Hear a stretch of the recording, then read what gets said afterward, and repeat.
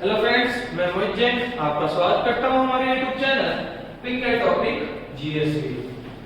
कल अपन ने देखा था कि difference between equity share and preference share. उसके बाद अपन ने देखा था कि कंपनी कैसे स्टार्टअप होती है, कैसे कंपनी का प्रमोशन होता है, कैसे कमेंसमेंट होता है। अब जो अपना मेन टॉपिक है क्या, issue of share for cash. Issue of share normally company क्यों करती है? To acquire the capital from the market. क्या करने के लिए? मार्केट से कैपिटल लाने के लिए, इन्वेस्टमेंट लाने के लिए, ताकि कंपनी को अच्छे से रन किया जा सके। अब इश्यू ऑफ शेयर कब होगा? जब कंपनी रजिस्टर्ड हो जाएगी, मतलब उसके पास सर्टिफिकेट ऑफ कमेंसमेंट आने के बाद कंपनी क्या करेगी? इश्यू ऑफ शेयर करेगी। इश्यू ऑफ शेयर करने के लिए कंपनी को क्या करना पड़ता है? प्रोस्पेक्टस फाइल करना पड़ता है। क्या फाइल करना पड़ता है? प्रोस्पेक्टस। प्रोस्पेक्टस फाइल करने के बाद क्या होता है? मार्केट में प्रोस्पेक्टस जाता है। तो कल मैंने आपको बताया था, prospectus is invitation to offer. क्या है? Invitation to offer. किसके लिए? पब्लिक के लिए। काय के लिए? To subscribe the shares of the company. To subscribe the shares of the company. जैसे आज आप किसी होटल में, क्या आपको होटल वाला घर पे बुलाने आता है कि आओ खाना खा लो, खाना खा लो? नहीं। वहां क्या है? Invitation to offer. आपकी इच्छा हुई, आप गए, आपने खाना खाया। वहां जो मेन्यू कार्ड होता है वो क्या होता है?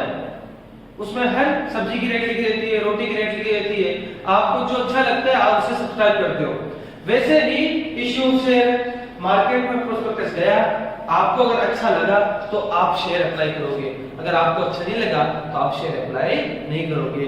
कंपनी आपके घर पे ये कहने नहीं आएगी कि मेरे इस कंपनी के शेयर लो, मेरे कंपनी के share low.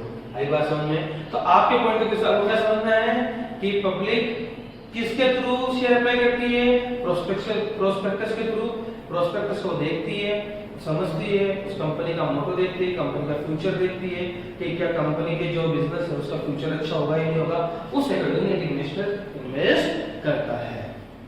Then issue of share for cash, ये एक पहला एस्पेक्ट है। दूसरा होता है issue of share for purchase consideration other than cash. Issue of share consideration other than cash, मतलब यहां किससे कर रहे हैं? पैसों के लिए, रोकड़े के लिए। और वहां पे एसेट के बदले शेयर इशू कर रहा है। सपोज मुझे एक एसी चाहिए, अब एसी की रेट है 30,000, तो मैं क्या करूंगा? 30,000 के शेयर इशू कर दूंगा। तो उसे क्या बोलते हैं? Purchase consideration other than cash.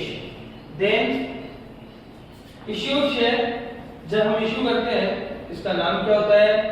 IPO, initial public offer. Market में जब कंपनी अपना पहला इश्यू लेके आती है तो उसे क्या बोला जाता है? IPO, initial public offer. अब issue of share for cash ये दो तरीके से होता है। पहला लमसम, दूसरा इंस्टॉलमेंट।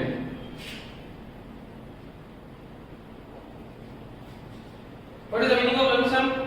कि जितना भी एक शेयर का प्राइस है, जितना भी एक शेयर का प्राइस है, वो पूरा का पूरा हमें एक साथ मिलेगा इन वन इंस्टॉलमेंट। मतलब इंस्टॉलमेंट कितनी होगी? Only one. और जब मैं बात करता हूं इंस्टॉलमेंट की, तो यहां पे क्या होगा? नॉर्मली 4 इंस्टॉलमेंट होती है। पहली शेयर एप्लीकेशन, दूसरी शेयर अलॉटमेंट, तीसरी share first call and fourth share second call. क्या मतलब? जो कंपनी का शेयर है उसे 4 कॉल में डिवाइड कर दिया, और यहाँ पे क्या होता है? Only one installment. अभी प्रेजेंट सिनेरियो में जो भी कंपनी प्रैक्टिकल में, इन द सेंस जो मार्केट में शेयर इश्यू होता है वो अकॉर्डिंग टू लमसम होता है। कंपनी नॉर्मली एक साथ ही सारे पैसे मंगा लेती है, लेकिन अपने 12th क्लास के पॉइंट ऑफ व्यू से अपने लिए इंपॉर्टेंट क्या है? Instalment method. सर शेयर ये अपने, अब देखो, अब आपने देखा था शेयर दो तरीके से इश्यू होता है, मतलब दो वे होता है, एक लमसम इंस्टॉलमेंट। अब अपन देखते हैं कि इनका प्राइस शेयर कितने रुपए में इश्यू होगा, वो भी दो तरीके से होता है। पहला एट पार, दूसरा at premium. What is the meaning of par? कि नॉर्मली सपोज शेयर की फेस वैल्यू है ₹10, ठीक है, फेस वैल्यू 10 है और शेयर इश्यू कितने पे हो रहे हैं, ₹10 पे, मतलब दोनों इक्वल है, मतलब एट पार। फेस वैल्यू कितनी है, 10। प्रीमियम में क्या होगा, फेस वैल्यू कितनी है, 10, ठीक है, इश्यू कितने पे किया अपन ने, 12 पे, कितने पे किया, ₹12 पे, तो प्रीमियम कितना होगा, ₹2। कहने का मतलब over and above the face value will be known as premium, will be known as premium। 10 रुपए था यहाँ पे, ₹10 था, इश्यू कितने पे किया अपन ने, 12 पे, तो प्रीमियम कितना हुआ, ₹2। अब यहाँ पे कितना होगा, फेस वैल्यू 10, इश्यू कितने पे किया, 10 पे, तो क्या होगा, 0 है, एक्स्ट्रा कुछ भी नहीं दिया, तो क्या होगा, एट पार। मतलब 10 रुपए की चीज 10 रुपए पे इश्यू होती है तो बोलते हैं एट पार, और ₹10 की चीज अगर ₹12, चीज इन द सेंस शेयर है ना, चीज मतलब शेयर, कोई टॉफी नहीं है यहाँ पे, तो प्रीमियम 10 रुपीस, 12 माइनस 10 2। आई बात समझ में? अब आगे देखते हैं, अगर क्वेश्चन साइलेंट है कि प्रीमियम कौन सी कॉल पे मिलना है, अगर क्वेश्चन साइलेंट है प्रीमियम कौन सी कॉल पे मिलना है, तो हमेशा उसे second call in the sense share allotment में ट्रीट करेंगे। कहने का मतलब जो प्रीमियम का एक्स्ट्रा अमाउंट है वो हम कब मंगवाएंगे, at the time of allotment, अगर क्वेश्चन स्पेसिफिकली कुछ भी नहीं कहता है तो अभी मानते हैं कि प्रीमियम का पैसा कब मंगाएंगे, अलॉटमेंट में। अब आगे देखते हैं, ठीक है, अब हम देखते हैं इश्यू ऑफ शेयर। सबसे पहला शेयर एप्लीकेशन, हमने बोला था पहला पार्ट क्या होगा, शेयर इश्यू जब हम करते हैं तो चार इंस्टॉलमेंट में पैसा मंगाते हैं। पहला शेयर एप्लीकेशन, दूसरा शेयर अलॉटमेंट, तीसरा शेयर फर्स्ट कॉल एंड चौथा शेयर सेकंड कॉल। तो सबसे पहले क्या आता है, शेयर एप्लीकेशन। हमने मार्केट में प्रोस्पेक्टस दिया, हमने मार्केट में प्रोस्पेक्टस लॉन्च किया, पब्लिक ने शेयर अप्लाई किया। सबसे पहले हमने क्या इश्यू किया, प्रोस्पेक्टस। फिर जो शेयर होल्डर्स है, जिन जिन लोगों को अपनी कंपनी में इंटरेस्ट है, वो तो क्या करेंगे, अप्लाई करेंगे। क्या करेंगे, शेयर अप्लाई करेंगे। तो जब अप्लाई करेंगे तो पैसा आएगा, वो एप्लीकेशन हमें दे रहे हैं, पैसा आएगा, तो डेबिट कार्ड कम्स इन। तो पहली जनरल एंट्री क्या होगी, बैंक अकाउंट डेबिट, पैसा आ रहा है, debit card comes in, real account, याद है 11th class, real account। then 2 share application account। Sir share application account मतलब कौन सा अकाउंट है, ये पर्सनल अकाउंट है। कौन सा अकाउंट है, पर्सनल अकाउंट। ये किसे रिप्रेजेंट करता है, शेयर होल्डर्स को। किसे रिप्रेजेंट करता है, शेयर होल्डर्स को। ध्यान रखना, debit card comes in, credit the giver. क्या सीखा था अपन ने, personal account debit the receiver, credit the giver. यहाँ क्या हो रहा है, क्रेडिट द गिवर। आई बात समझ में?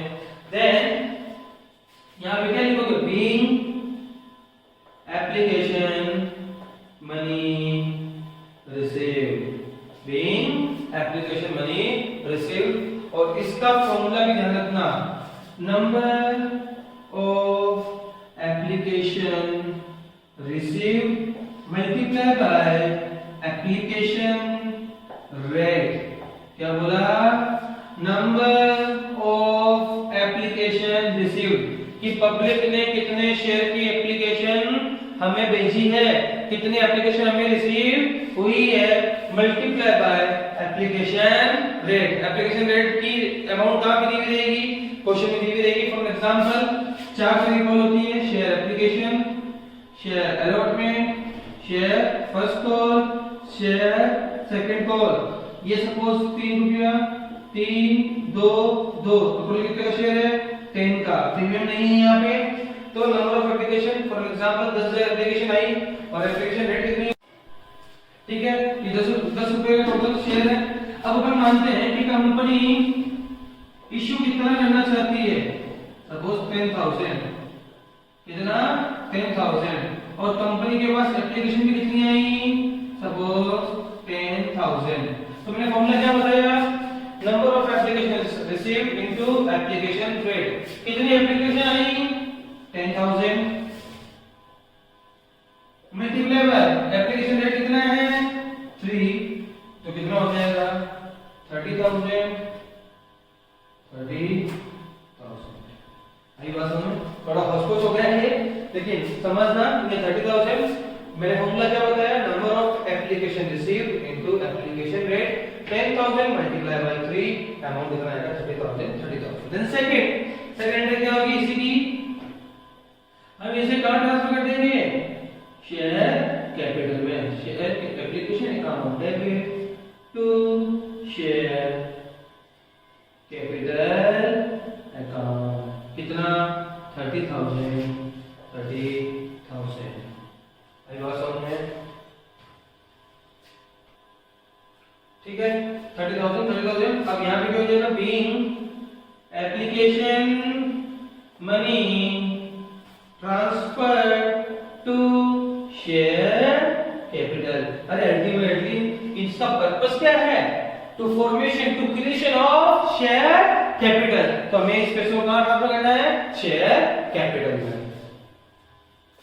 अब सेकंड क्या है, शेयर अलॉटमेंट।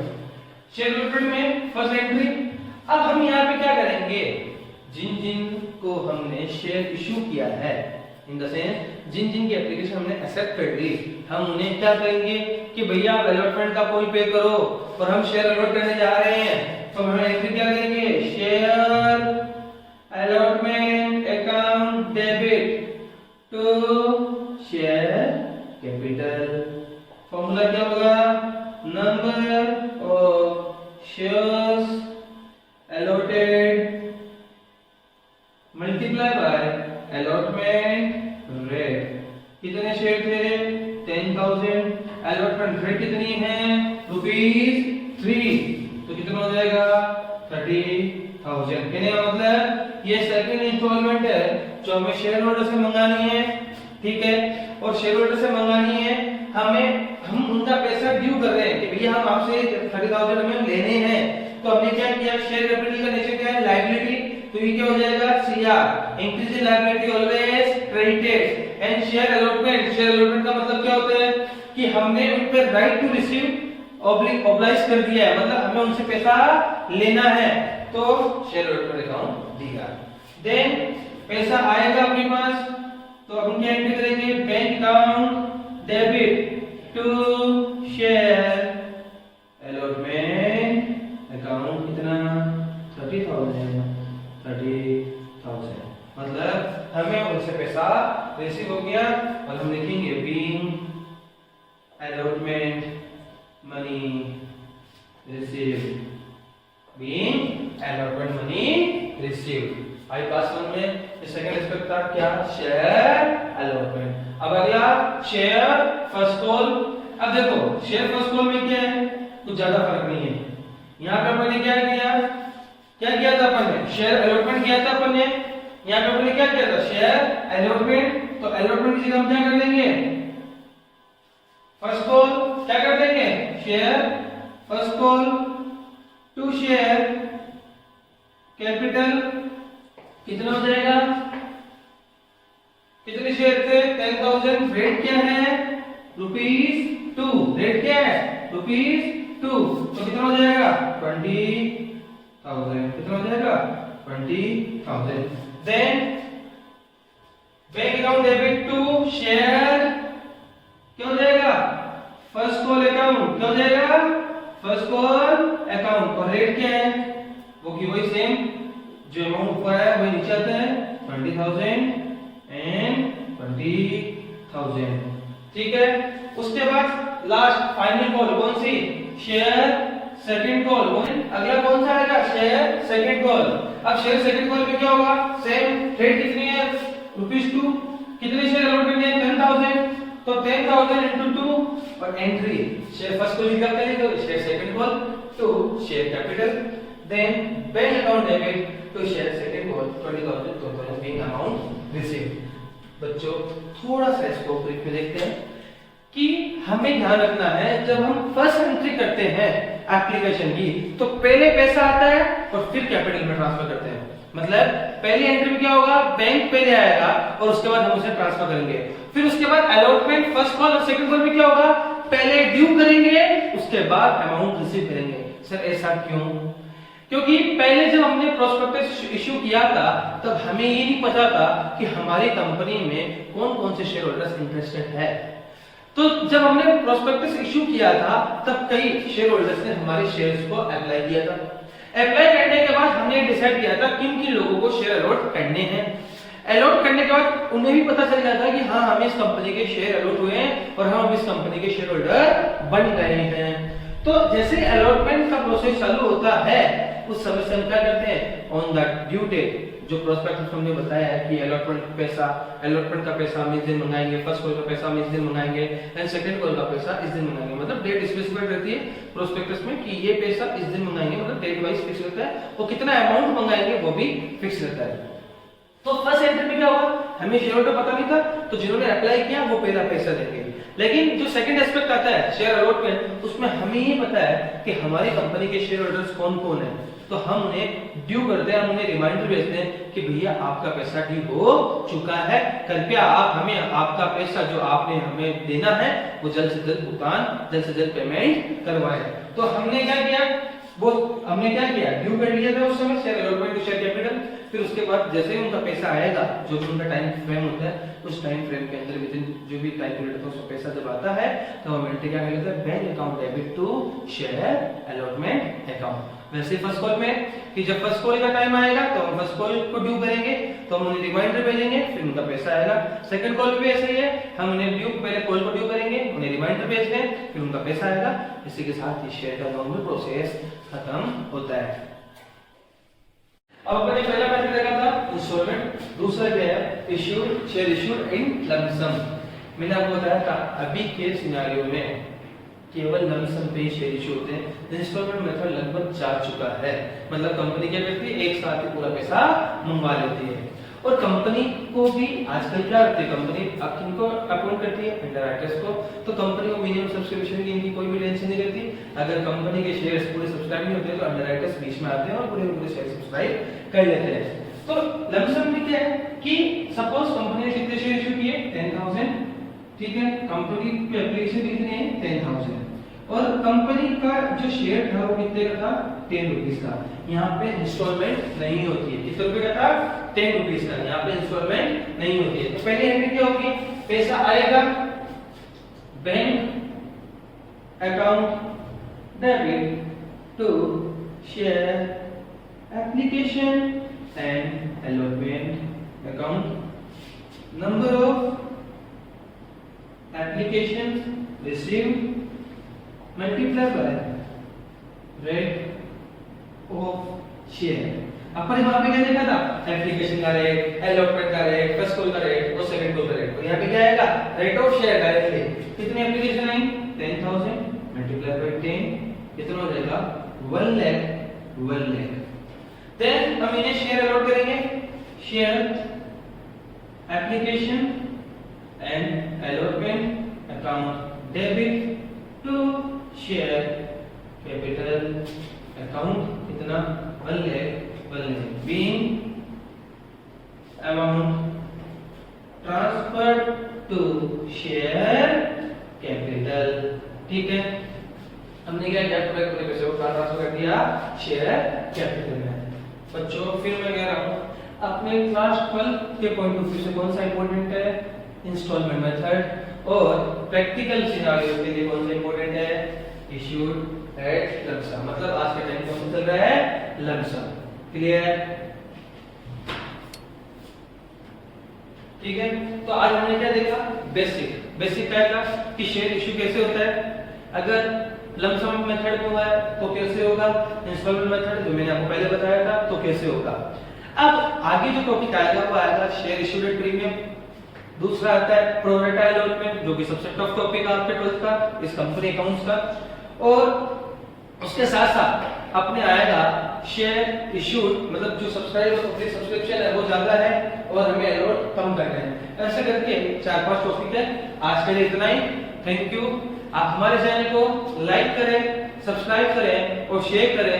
इस वीडियो से रिलेटेड अगर आपको कोई भी क्वेरी हो तो आप मेरे व्हाट्सएप नंबर पे या आप क्वेरी बॉक्स में कमेंट लिख सकते हैं। आपकी क्वेरी का सॉल्यूशन जल्द से जल्द कर दिया जाएगा।